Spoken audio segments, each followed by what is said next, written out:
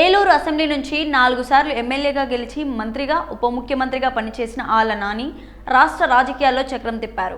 Assembly ఎన్నికల తర్వాత ఆంధ్రప్రదేశ్లో అధికారం చేతులు మారింది. రాజకీయము రంగులు మార్చింది. కానీ ఏలూరులో మాత్రం రోజుకో మలుపు తిరుగుతోంది. ముఖ్యంగా వైసీపీ నుంచి బయటికి వచ్చిన కీలక నేతలు ఒక్కొక్కరుగాను తెలుగుదేశం పార్టీలో చేరిపోయారు. చివరికి మాజీ డిప్యూటీ సీఎం ఆళ్ల నాని కూడా సైకిల్ ఎక్కేందుకే సిద్ధమయ్యారు. దీంతో ఏలూరు జిల్లా రాజకీయాల్లో ఒక్కసారిగా అలజడి మొదలైంది. మంగళవారం ఉండవల్లిలో ముఖ్యమంత్రి చంద్రబాబు నాయుడును కలిసి ఆయన సమక్షంలో పార్టీలో కండువా కప్పుకోనున్నారు ఆళ్ల నాని. కొద్ది నెలల క్రితం వైసీపీ పార్టీకి పదవులకు రాజీనామా చేసి రాజకీయాలకు దూరంగా ఉంటున్నానంటూ ప్రకటించిన ఆళ్ల నాని తాజా నిర్ణయంతో ఏలూరులో మరోసారి రాజకీయాలు హీటెక్కాయి.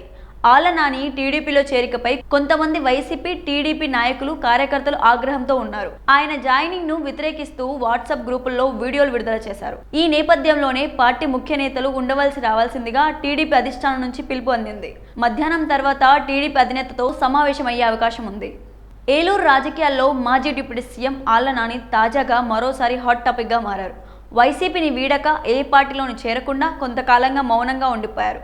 తాజాగా పొలిటికల్ సస్పెన్స్ కు తెరదించారు. ఆయన పార్టీ మారడం ఖాయమైంది. ఇప్పటికే చాలా మంది నాని అనుచరులు, వైసీపీ కార్పొరేటర్లు టీడీపీ తీర్థం పుచ్చుకున్నారు. వాళ్ళందరినీ ఆయనే పంపించారన్న ప్రచారం కూడా జరిగింది. అయితే తమను ముందుగా పంపించేసి ఇప్పుడు ఆయన టీడీపీ అధినేత ఏపీ సీఎం చంద్రబాబు నాయుడు సమక్షంలో పసుపు కండువా కప్పుకునేందుకు రంగం సిద్ధమైంది. రాజకీయాల్లో అటో ఇటో ఏదో ఒక స్టాండ్ తీసుకోవాలి. కుదిరితే అధికార పక్షం, లేదంటే వివక్షం అన్నట్లుగా వ్యవహరించాలి. కానీ ఎటూ కాకుండా న్యూట్రల్ గాను, సైలెంట్ గాను ఉంటే కష్టం.